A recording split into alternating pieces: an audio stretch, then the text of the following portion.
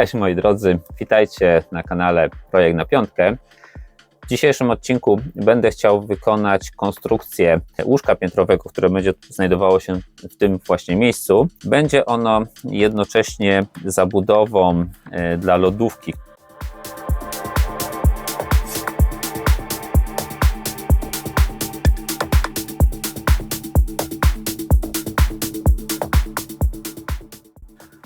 Zobaczcie, tak to się prezentuje.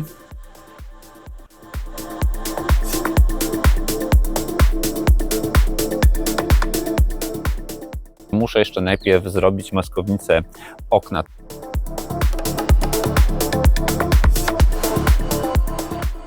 Zastanawiając się w ogóle, jak wykonać tą maskownicę, miałem oczywiście kilka założeń, żeby tutaj na wierzchu nie było żadnych śrub. Pozostaje już mi tylko zamontowanie uszczelki, a następnie tych zamknięć.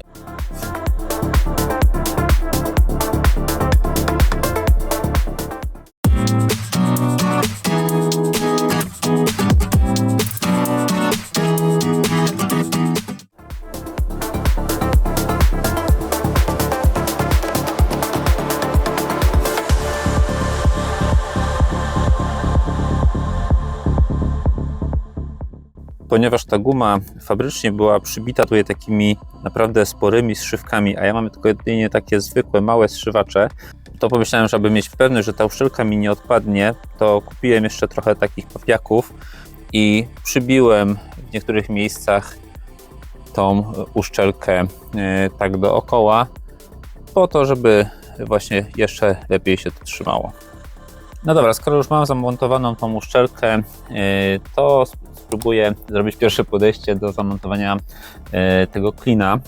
Mam do tego takie urządzenie, trzeba będzie to tutaj włożyć i spróbuję przejechać dookoła właśnie tak, aby ten plastikowy klin znalazł się tutaj pod właśnie tą wargą uszczelki. Żeby szło to trochę łatwiej, to użyję silikonu w sprayu, żeby łatwiej mi się to przesuwało właśnie w gumie.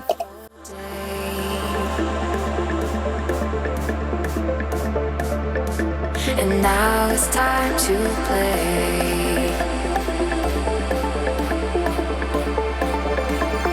There is nothing like feeling young and free. Gonna leave it all behind, all behind. Time goes by so fast. Gonna finally have a good time.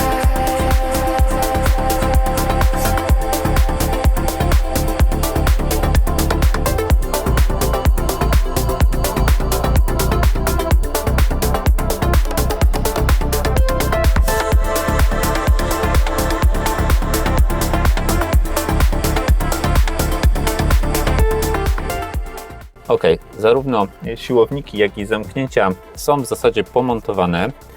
Z tym klinem, powiem Wam, że z tym narzędziem szło to całkiem dobrze. Tutaj ze 2 razy gdzieś mi wyskoczył, ale dało się to wsunąć, także nie ma z tym tragedii. Trochę tutaj na górze mnie już ręce bolały, ale naprawdę no, poszło to sprawnie.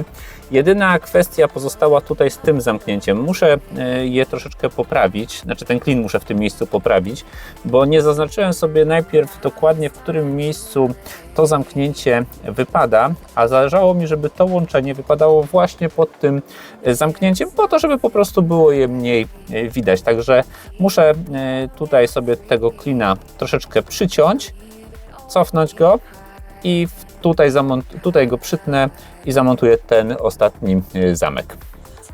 Najpierw zamontowałem sobie tutaj te boczne zamknięcia i siłowniki po to, żeby mieć dobrze ustawioną szybę względem otworu, a następnie dobrze ustawić tutaj te zamknięcia, bo one mają taki klik, że zaciągają się i w pewnym momencie wskakują, więc zależało mi na tym, żeby po prostu ten punkt, w którym to się zaklikuje, był dobrze spasowany z oknem.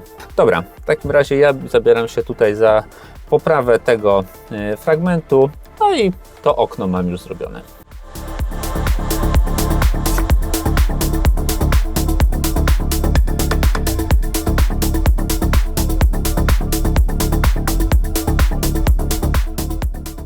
Okej, udało się, nie było ciężko, nawet już nie chciałem się bawić z wprowadzaniem tego przyrządu do wkładania, tylko po prostu tutaj takim płaskim śrubokrętem podważyłem całość. Już Wam pokazuję to z bliska, ale jestem zadowolony, bo praktycznie nie widać tego łączenia, więc myślę, że fajnie to wyszło. Zobaczcie, tak to wygląda z bliska, że to łączenie jest widoczne tylko tutaj, taki malutki kawałeczek. No i całość wygląda w ten sposób. Zobaczcie. Jeszcze jedna rzecz, te dolne zamknięcia siedzą tak głęboko, natomiast te boczne, zobaczcie, są tak dosyć płytko tutaj. Chyba przydałoby się jeszcze zrobić jakąś podkładkę tak ze 2 mm, żeby ten zatrzask bardziej zachodził na to zamknięcie. No ale to już później chyba coś pokombinuję. Skoro ta strona już jest naprawdę skończona, to zabieram się za drugie okno.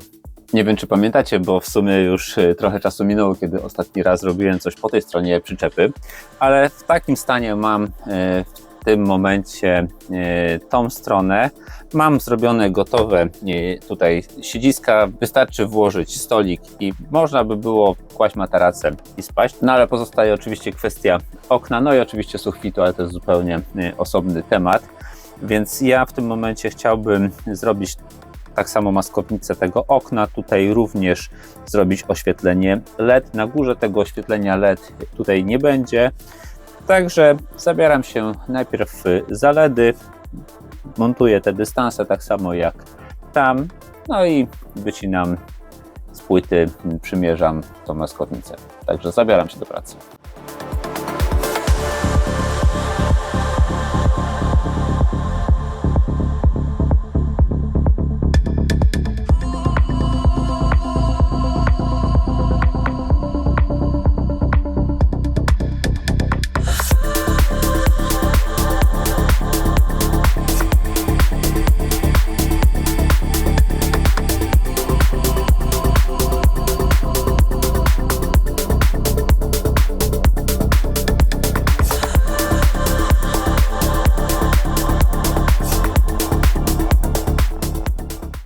Chyba przerwało mi się nagrywanie w momencie, gdy tutaj to lutowałem, ale tak czy inaczej jest ta listwa LED zrobiona, świeci, także super. Myślę, że całkiem fajnie to wygląda, więc zabieram się za maskownicę.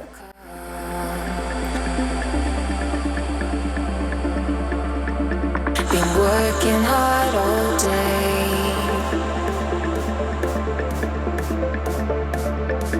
and now it's time to play. There is nothing like feeling young and free.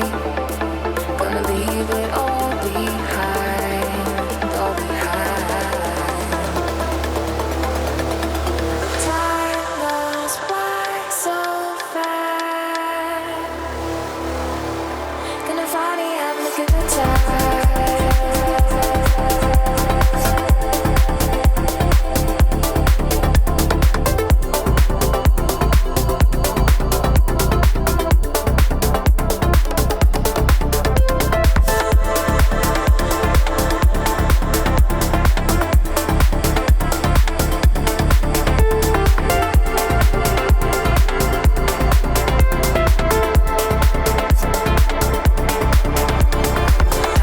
I just can't wait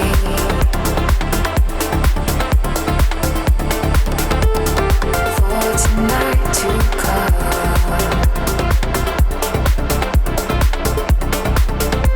Been working hard all day,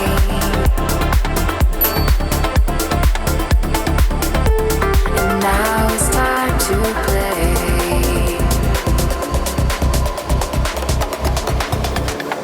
There is nothing like feeling young and free. Gonna leave it all behind, all behind. Time goes by so fast. Gonna finally have a good time. Gonna finally have a good time.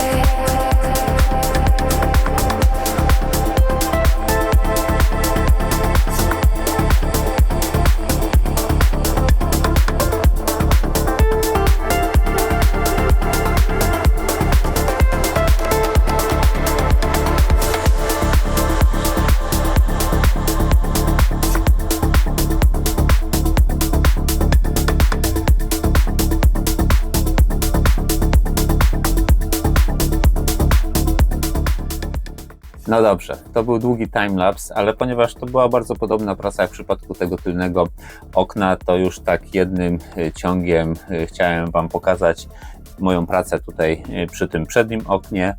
Mając już troszeczkę doświadczenia z tym pierwszym oknem, z tym drugim poszło, myślę, zdecydowanie sprawniej.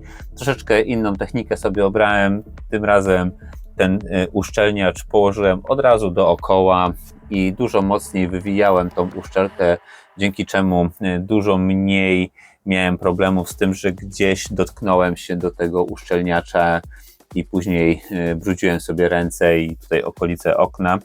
Także jestem z tego zadowolony, poszło to sprawniej. Drugą taką modyfikacją było to, że już nie bawiłem się z tymi zszywkami, one trzymały dosyć słabo.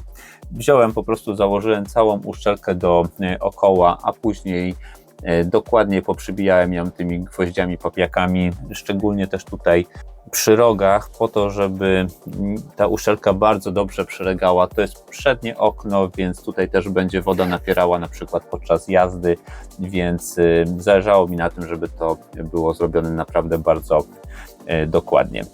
Tak mi to wyszło, tak się ten przód prezentuje, jest podświetlony.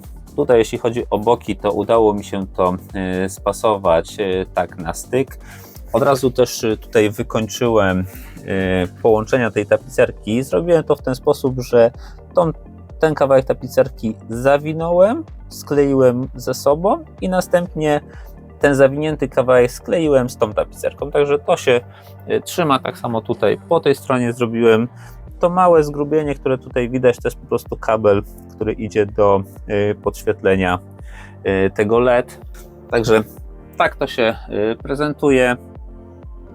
Napiszcie w komentarzach, co o tym sądzicie, czy efekt jest fajny, czy ładnie udało mi się to zrobić, czy Wam się podoba. Jeśli podoba się, no to super, cieszę się bardzo, a macie pokazane dokładnie, jak to zrobiłem. Możecie zrobić podobnie, nie wiem, używając takich samych czy innych materiałów, może inna kolorystyka, ale jeśli chodzi o instrukcję, to macie ją w tym filmie. Muszę jeszcze sobie założyć uszczelkę do tego małego okienka łazienkowego, ale już tego nie będę nagrywał. No dobra, skoro mam już załatwione maskownice okien, okna są szczelne, zamykają się, no to w tym momencie najwyższa pora zabrać się za budowę drugiego piętra łóżka piętrowego. No dobrze, skoro już maskownice mam gotowe, to teraz kolejną rzeczą, którą bym się chciał zająć, będzie zrobienie drugiego piętra łóżka piętrowego. Jak widzicie, tutaj mam już poskręcaną konstrukcję nośną tego dolnego łóżka, ale na razie jeszcze nie montuję tutaj płyty, aby łatwiej było mi się poruszać i zająć się tym górnym piętrem. Tą płytę zrobię po prostu na sam koniec.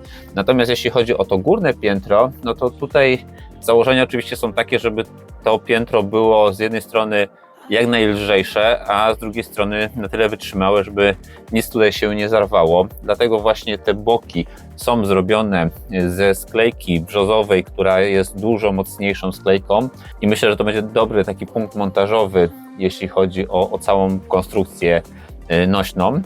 No i plan jest taki, żeby tutaj w połowie tej wysokości pomiędzy tymi podświetlanymi panelami zrobić taką belkę wspierającą w poprzek, na której będzie ta płyta się opierała.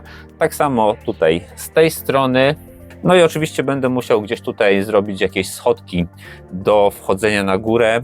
Najłatwiej chyba by było je zrobić tutaj, ale wtedy powstanie mi tutaj taka dosyć długa, zabudowana część i myślę, że ciężko by było wchodzić, więc wygodniej byłoby mieć je tutaj, ale z kolei jest to trudniejsze, no bo tutaj musi jeszcze wyjechać ta szuflada na lodówkę, także będę musiał coś tutaj mocno pogłówkować i pokombinować, jak to zrobić. No i oczywiście chciałbym, żeby całość była wykonana możliwie estetycznie i spójnie z resztą przyczepy, więc te elementy, które będą widoczne, będę chciał również otapicerować w tym takim ciemniejszym kolorze. Także zabieram się do przygotowania właśnie tych elementów konstrukcyjnych, które posłużą mi do poskładania tego górnego piętra.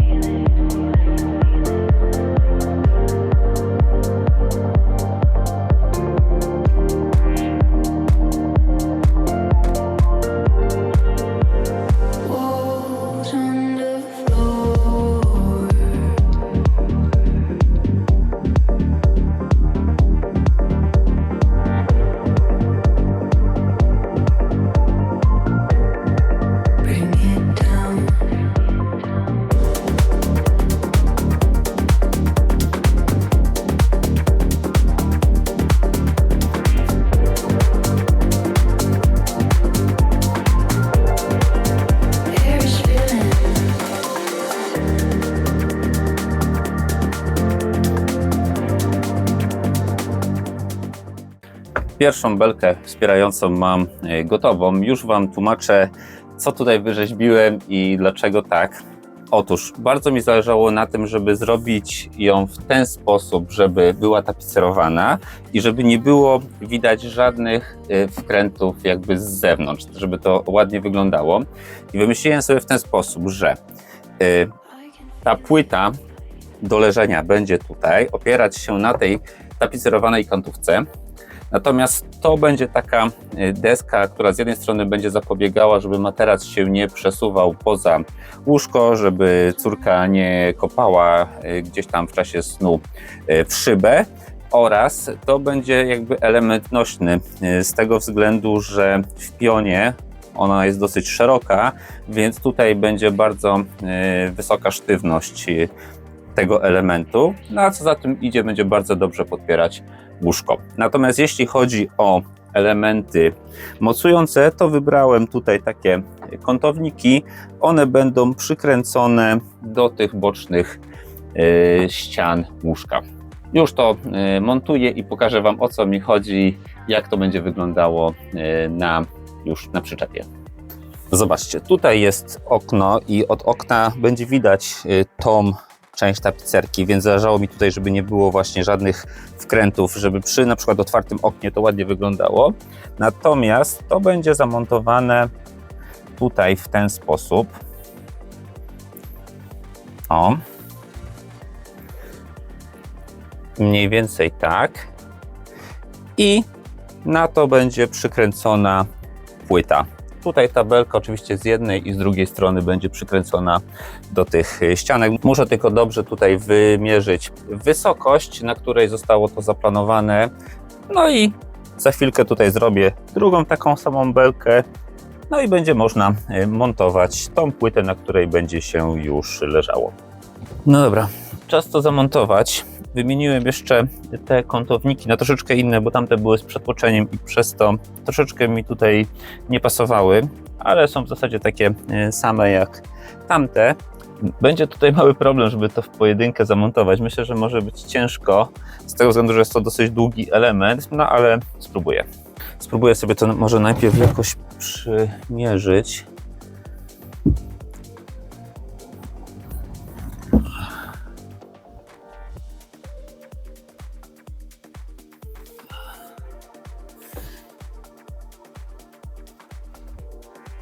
Powinno to być w ten sposób. Coś takiego. Ok, zaznaczyłem sobie tam punkcik, w którym powinienem to przykręcić. Spróbuję podeprzeć sobie tutaj tą deskę i chociaż jedną śrubkę przyłapać. Na razie tylko tak, żeby się trzymało. I muszę przejść na drugą stronę.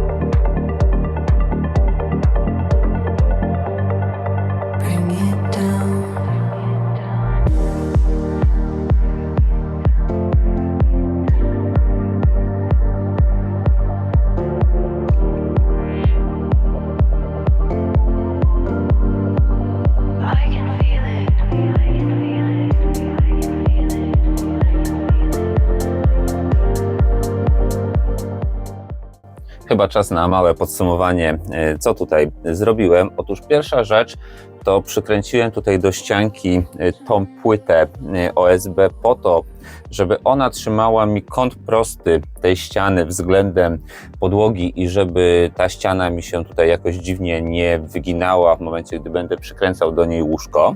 Zamontowałem tutaj tą listwę wspierającą tylną, ona jest szersza, oraz listwę wspierającą przednią. Zaraz Wam pokażę, jak udało mi się to spasować, oraz tutaj belkę jeszcze wzdłuż tej ściany i na tych belkach będzie położona płyta 6 mm brzozowa, także jest to ta bardziej wytrzymała sklejka. Te listwy są dosyć grube, więc one mają tutaj dosyć wysoką sztywność pionową, natomiast ta płyta będzie w jednym kawałku. Nie będzie ona w żaden sposób dzielona, więc ona będzie miała, myślę, też dosyć wysoką sztywność poziomą. Nie powinno się to łóżko pod wpływem nacisku tak jakby zapadać do środka. Jeśli by się tak działo, to jeszcze wstawię tutaj jedną albo dwie takie rozpórki właśnie też z tej kantówki. No i oczywiście będzie trzeba zrobić jeszcze płytę na dolne łóżko. Ta płyta będzie dzielona, ponieważ będę chciał mieć tutaj łatwy dostęp do tych komór, które są pod łóżkiem, ale to będę robił później. Najpierw chcę skończyć to łóżko górne. Pokażę Wam z bliska, jak udało mi się to zrobić i spasować. Z tej strony spasowałem to w ten sposób. Druga listwa, no i tutaj idą sobie te kantóweczki, one są też otapicerowane po to, żeby od spodu ładnie wyglądały i tutaj też tak samo otapicerowałem i przykręciłem tą kantówkę. Ona jest przykręcona tutaj z tej strony wzdłuż do ściany, także z tej strony nie widać tutaj żadnych wkrętów, no i tak to wygląda.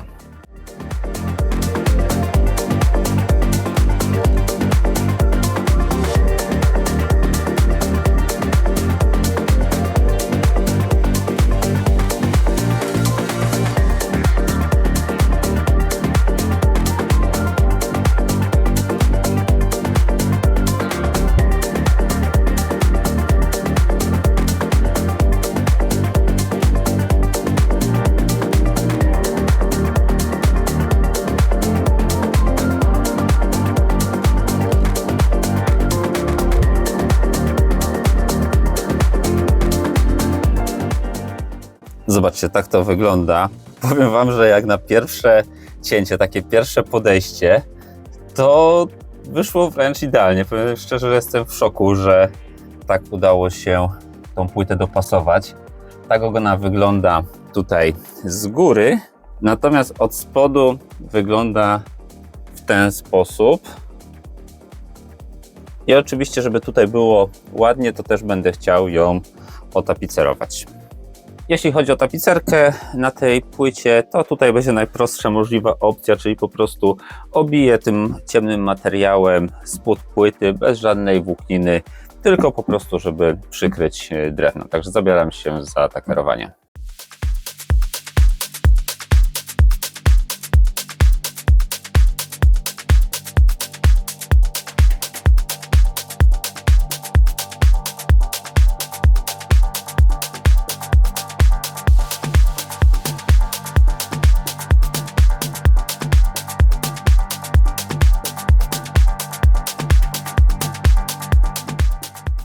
Zrobione. Tak ta płyta wygląda od góry, a tak wyszło od spodu.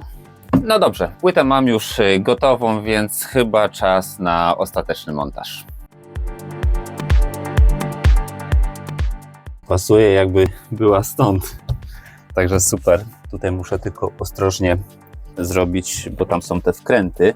Jest dosyć ciasno, ale to dobrze, nie będzie tutaj jakichś szczelin. Będzie po prostu dobrze spasowane. Zobaczcie, tak to wygląda od góry. Tutaj oczywiście przyjdzie materac. Ja jeszcze tą płytę tutaj po długości poprzykręcam do tej kantówki, na której leży ta płyta, aby nic tutaj się nie przesuwało. Natomiast od spodu wygląda to w ten sposób. Także myślę, że będzie całkiem przytulnie.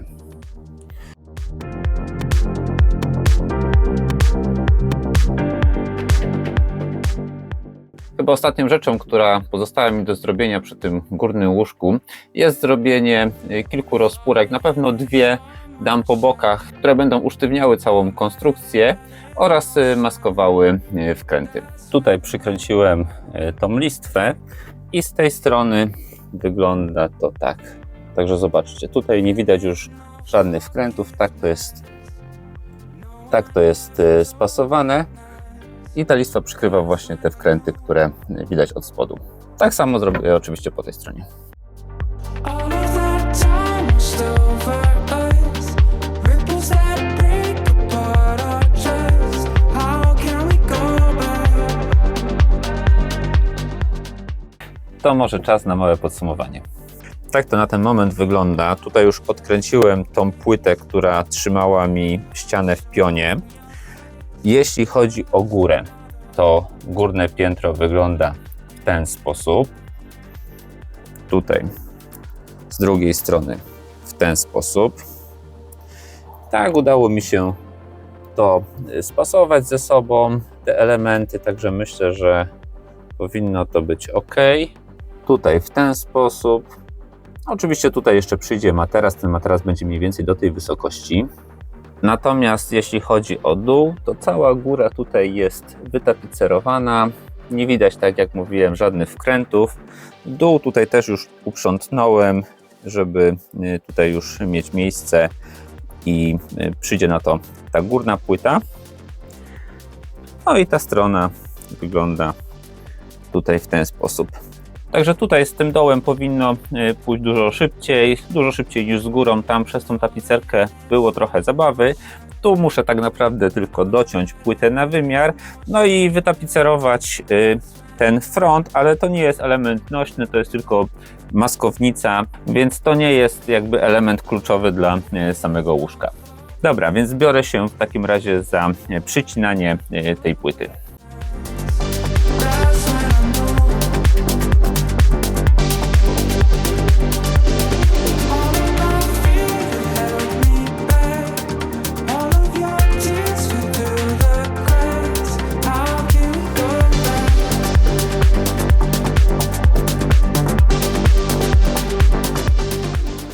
Ok, wstępnie dociąłem sobie tutaj tą płytę, ponieważ ona będzie dzielona, to chcę ją tak naprawdę dobrze dopasować, więc zostawiłem sobie tutaj taki troszeczkę większy margines.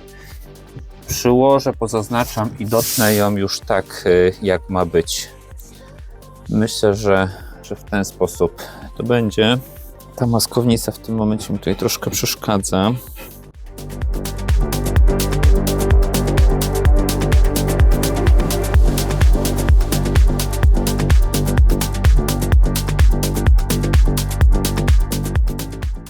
No okej, mam to docięte, to było dosyć łatwe, teraz będzie troszeczkę trudniejszy, myślę, element, bo chciałbym te płyty ze sobą ładnie spasować, a jednocześnie zrobić tak, żeby obie mi się oparły tutaj na łączeniu, żeby tutaj przebiegało to łączenie i żeby obie płyty oparły mi się tutaj na tej listewce wspierającej.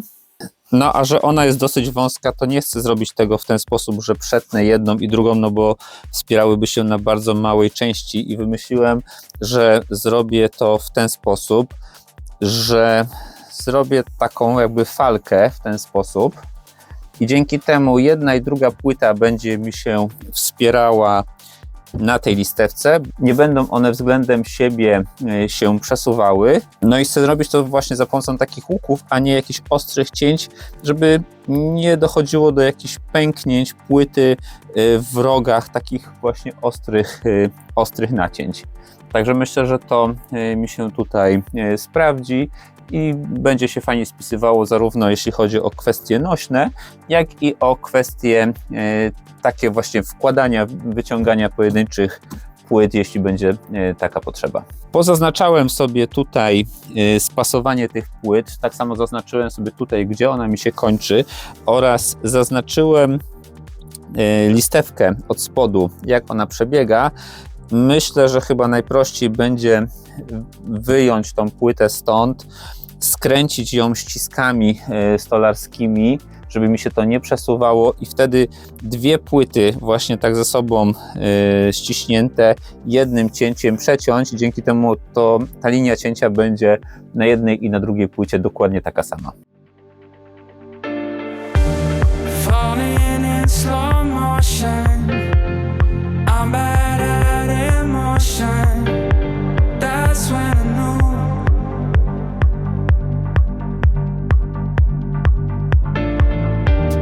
Then there's no forgiveness. No one left to witness. That's when I knew. No dobrze, chwila prawdy. Trzeba te płyty teraz tam wsadzić i zobaczyć, czy nigdzie się nie pomyliłem, czy dobrze wymierzyłem te płyty, czy dobrze je spasowałem, no bo jak nie, no to będzie problem. Zacznę oczywiście od tej płyty, która idzie tam w głąb. Tutaj naprawdę już przez tą zabudowę jest coraz mniej miejsca, więc troszeczkę ciężej mi się z takimi dużymi elementami manewruje, ale chyba się uda.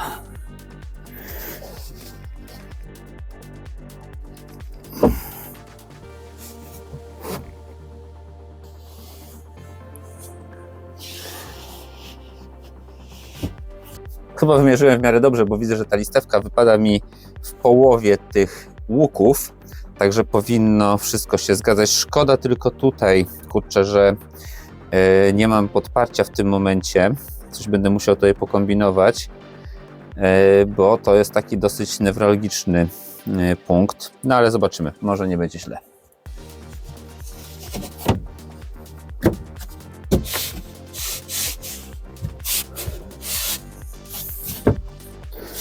No i chyba pasuje. Tutaj będę musiał poprawić i troszeczkę dociąć tą płytę, bo widzę, że nie jest ona tak idealnie. Tak będę tutaj musiał troszeczkę ją zebrać. Ale to akurat jest najmniejszy problem. Najważniejsze, że te łuki ze sobą pasują. Nie jest to ta sama płyta, więc ona troszeczkę się tutaj inaczej układa, ale myślę, że jak przyjdzie na to materac i obciążenie, no to one się w miarę wyrównają. Także to chyba nie będzie jakiś wielki problem. No okej, może na górne łóżko wchodzić nie będę, chociaż sprawdzałem w momencie, gdy się na nim uwieszę, to wytrzymuje mój ciężar, więc pod córką na pewno wytrzyma. Natomiast może chociaż wejdę tutaj i zobaczę, jak tutaj się leży, czy to się w ogóle trzyma.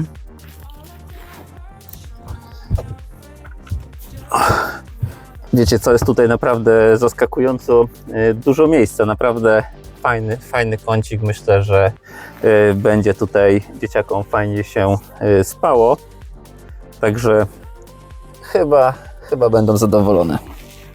No dobra, trochę tutaj ogarnąłem i tak wygląda moje łóżko piętrowe wieczorem, w nocy, gdy jest widoczne podświetlenie w ten sposób. W środku jest tak.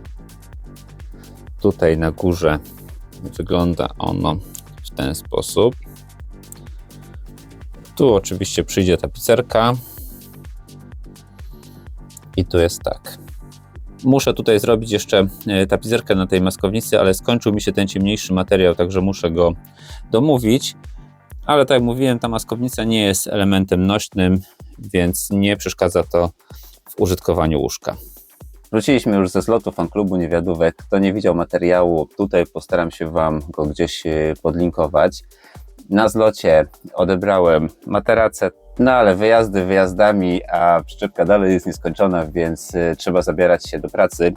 Przyszedł mi już ten wyczekiwany kawałek materiału, tego ciemniejszego, do zrobienia tapicerki na dole łóżka, więc przeorganizowałem sobie tutaj troszeczkę przestrzeń, żeby tych materacy nie zniszczyć i w końcu mogę dograć końcówkę tego odcinka i skończyć tą tapicerkę.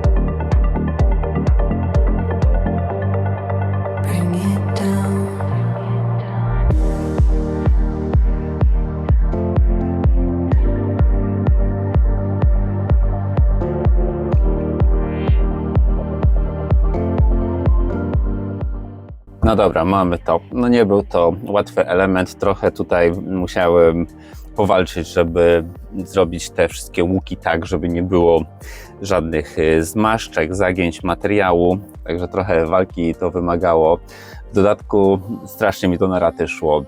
Co chwilę mi tutaj coś wypadało, że musiałem się odrywać od tej pracy. W międzyczasie, jak widzicie, przestawiłem też przyczepę, no ale skończone. Tak to wygląda z jednej strony, z drugiej.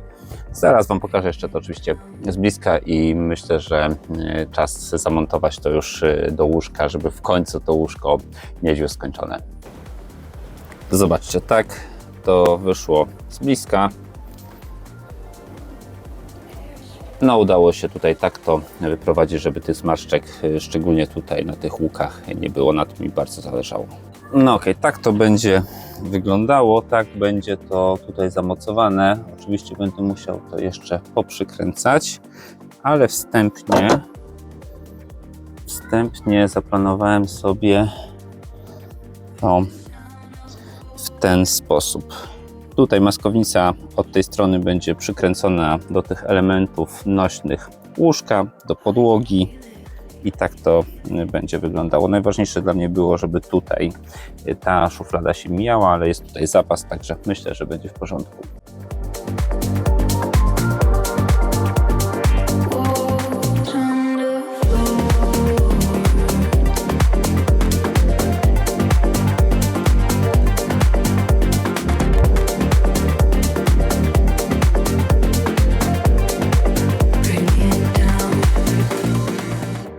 I tak wygląda moje łóżko. Tutaj oczywiście szuflada. Oczywiście szuflada się domyka, nic tutaj nie haczy. Tutaj będą drugie drzwiczki do takiego całkiem przestronnego, dużego schowka. Oczywiście tutaj jeszcze przyjdą fronty. No i tak to wygląda. Myślę, że całość będzie całkiem spójnie się prezentowała razem tutaj z tą tapicerką i z tapicerką na ścianach, także tak mi to wyszło. No już jest zaścielone, tak to wygląda w wersji skończonej. Tak jak mówiłem, dojdą jeszcze fronty, ale łóżka są już pościelone i gotowe na wyjazd.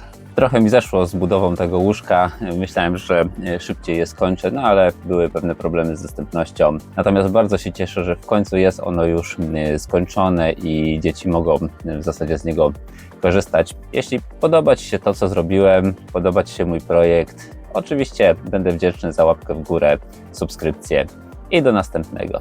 Cześć!